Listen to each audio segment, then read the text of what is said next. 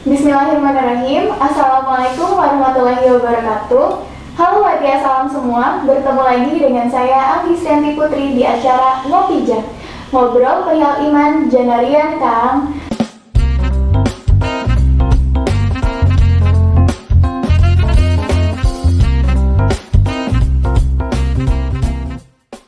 Nah, pada Ngopi Jam kali ini saya ditemani oleh Pak Ustadz Isman Fauzi Al-Haidar. Halo, Assalamualaikum Pak Ustadz, bagaimana kabarnya?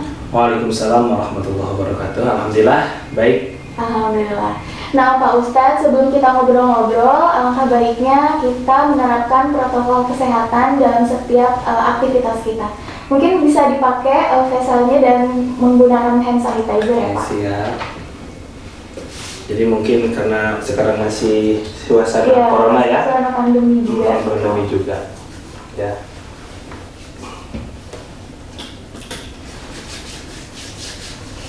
Nah Pak Ustadz, untuk pertemuan kita di Ngopi Jam kali ini kita akan membahas beberapa hal-hal yang membatalkan puasa gitu ya. Jadi pastinya banyak juga nih dari Wadia Salam yang bertanya-tanya, mungkin kelihatannya sepele tapi ini batalin puasa nggak ya gitu kan.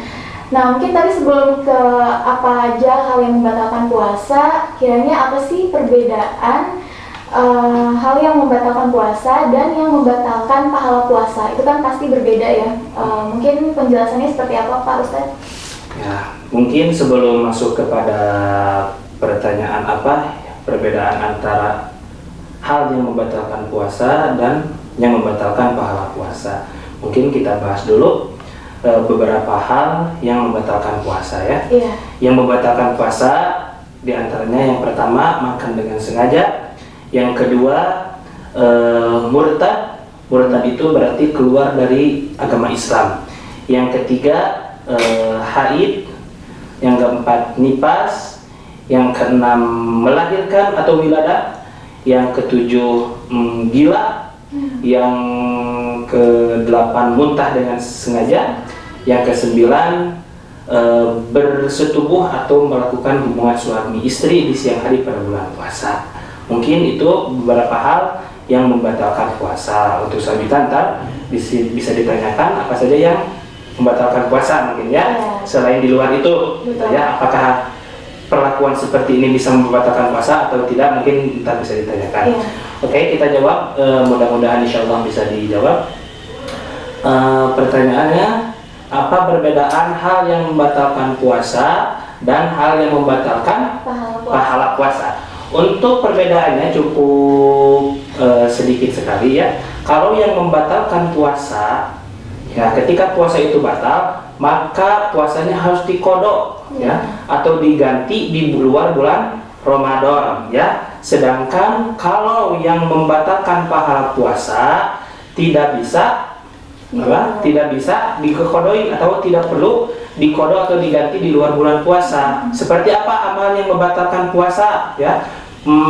Perkara atau kelakuan yang membatalkan pahala berpuasa, seperti menonton video-video porno gitu kan di bulan puasa, terus gibah, ngomongin kejelekan orang lain, dengki kepada orang lain gitu ya, terus jahat kepada orang lain, itu termasuk hal-hal yang membatalkan pahala puasa tapi tidak membatalkan puasa gitu ya. Sedangkan kalau yang membatalkan puasa itu seperti makan, minum ya, yang tadi disebutkan tadi oleh saya gitu ya. Mungkin itu perbedaannya cukup signifikan. Nah, jadi biasa udah jelas nih ya perbedaan antara hal yang membatalkan puasa dan membatalkan pahala puasa gitu. Jadi kalau untuk membatalkan pahala puasa, mungkin puasanya tidak batal tapi pahalanya berkurang gitu, atau bahkan tidak mendapat pahalanya sama sekali gitu. Jadi kita tetap harus berhati-hati dalam bertindak di saat bulan puasa, karena bisa jadi kita batal puasa ataupun tidak mendapatkan pahala sama sekali. Begitu ya Pak Ustadz ya? Betul sekali.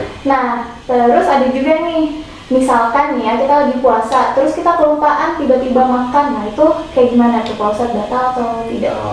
Apabila kita lagi makan, lagi bulan puasa pada siang hari, terus makan ya, makan udah ketelan gitu ya, udah masuk perut, udah sampai tenggorokan, batal atau tidak? hal itu membatalkan puasa, tapi apabila hal tersebut makan dan minumnya karena lupa, maka tidak membatalkan puasa. Gimana nih kalau makan dan minumnya udah sepiring udah habis nih, tapi lupa sepiring gitu ya, membatalkan puasa atau tidak? Tidak, asal dengan syarat apa? Membatalkan apa? Dengan syarat lupa. Tetapi apabila kita walaupun makan sedikit, nyolek, maunya disebut nyolek, ngasaan makanan untuk buka, terus kita teh dicobain, ditelan masuk ke tenggorokan sampai ke perut. Nah, itu walaupun sedikit membatalkan puasa, gitu ya. Gitu. Oke, udah jelas ya berarti luar biasa. Nah, terus ada lagi nih. Kalau menelan air liur itu membatalkan puasa atau tidak, Pak Ustadz? Kalau menelan air liur itu tergantung ya. Tentang menelan air liur itu tergantung apakah air liurnya ada di luar mulut kita atau di dalam mulut kita ya. Kalau misalkan air liurnya ada di dalam mulut kita, dalam arti masih ada dalam posisi di antara gigi, di dalam lidah gitu ya, di dalam apa, di dalam mulut, maka bila aman ditelan hukumnya tidak membatalkan puasa, tetapi hukumnya lebih ke makruh gitu ya, lebih ke makruh. Apa itu makruh? Hal yang dibenci oleh Allah Subhanahu wa taala itu disebut makruh. Akan tetapi bila mana ludahnya di luar mulut, seperti di bibir, misalkan ada ludahnya di bibir, dia ludah naon gitu nya, bebas lah ludah namanya ludah bekas makanan atau apa, ada ludah pokoknya Pak, air liur, terus sama kita dijilat pakai lidah dengan sengaja dijilat sama lidah dengan sengaja ditelan, maka air liur itu membatalkan puasa walaupun air liurnya sedikit ya. Makanya ketika berpuasa tosok ngaletakan bibir gitu nya, naon bibir itu bahasa Indonesia aja tuh, bibir ya, bibir, jangan suka menjilat-jilat bibir ya, diam aja ya puasa ya. Bahkan ketika puasa lidah kita, mulut kita banyakkan berzikir atau bersolawat kepada Nabi Muhammad SAW ya. Oke, kalau mulut itu soal air liur itu apabila di luar mulut membatalkan puasa seperti di bibir, tetapi bila mana masih ada di dalam di dalam kategori mulut, di dalam di gigi atau di lidah, itu tidak membatalkan puasa walaupun ditelan gitu ya. Nah, jadi itu udah jelas banget ya. Terus ada lagi nih Pak Ustadz, kalau menangis itu membatalkan puasa nggak sih?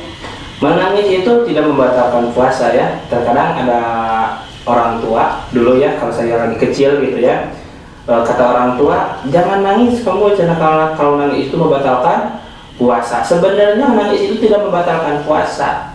Yang membatalkan puasa itu bila mana kita menangis terus si air matanya ketelan sama kita, itu membatalkan puasa. Tapi ketika kita menangis terus airnya tidak kemakan atau tidak tertelan sama kita, maka tidak membatalkan puasa ya. Jangan salah paham dulu gitu. Soalnya kebanyakannya orang-orang tua zaman dulu, atau biar anaknya henteu ogo gitu nya, teu ceurik wae, tong ceurik keur puasa bisi batal. Nah, padahal hal itu tidak membatalkan puasa selama air ludah itu tidak tertelan ya. Air mata itu tidak tertelan sama apa? Sama mulut kita ya gitu. Oke. Nah, terus kan mungkin orang tua juga sering mengajarkan anak untuk berpuasa dari usia balita mungkin ya, dari usia TK atau SD lah gitu. Sebelum umur balik mungkin ya. Nah, sementara kan syarat untuk berpuasa itu harus balik juga gitu. Nah, itu kalau mereka berpuasa, anak-anak itu kebilang sah atau tidak puasanya? Kalau lihat dari syarat puasa ya, dalam puasa itu diantaranya harus balik. Itu tuh maksudnya syarat puasa itu syarat wajib berpuasa ya, syarat wajib berpuasa gitu ya. Diantaranya syarat orang yang wajib berpuasa itu Islam dan balik, punya akal ya. Nah, kita ambil baliknya aja ke anak kecil ya. Apakah ketika anak kecil berpuasa sah puasanya? Sah gitu, tapi tidak diwajibkan gitu ya.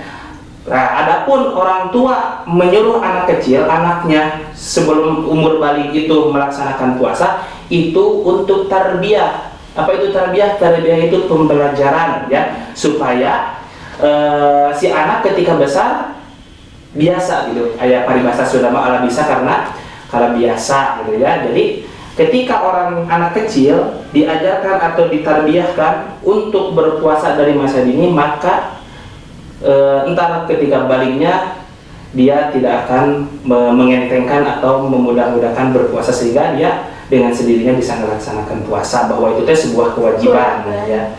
Gitu. Nah, jadi untuk orang tua juga sebetulnya itu hal yang harus diajarkan kepada anak-anak gitu ya, di sejak usia dini gitu. Agar nanti setelah dewasanya dia sudah terbiasa dan dia menyadari bahwa itu adalah kewajiban yang harus dijalankan gitu. Oh ya Pak Ustadz, nih ada lagi pertanyaan dari warga Salam. Gimana kalau misalkan lagi di jalan nih, terus tiba-tiba nggak sengaja ngisap debu? Nah, itu gimana hukumnya? Di jalan kan suka banyak mobil mungkin ya, mobil truk apa gitu ya, motor, kendaraan, terus ada debu ya, debu terus keisap sama kita, sama mulut, apakah membatalkan puasa atau tidak gitu? Jawabannya mungkin tidak batal ya, karena debu itu dalam kitab Sabinah dijelaskan tidak membatalkan puasa gitu ya. Itu disengaja ataupun tidak disengaja ya, namanya di jalan mungkin gak mungkin disengaja ya, kita mana mungkin di jalan ngingsir kebul kan, nggak mungkin gitu, pasti di jalan mana namanya tidak kesengajaan, pasti tidak membatalkan puasa gitu ya. Mau debu ataupun kita lagi bikin roti terus ada kebul tepung ya, debu tepung ya, nusuk merudul gitunya, ngangin, itu juga tidak membatalkan puasa ya. Oke. Ya mungkin sekian Pak Ustadz, ini tadi udah ada beberapa pertanyaan, dan terima kasih atas waktunya. Waria salam untuk Ngopijan kali ini dengan Pak Ustadz Isman telah selesai. Sampai bertemu lagi di Ngopijan berikutnya. Terima kasih. Wassalamualaikum warahmatullahi wabarakatuh.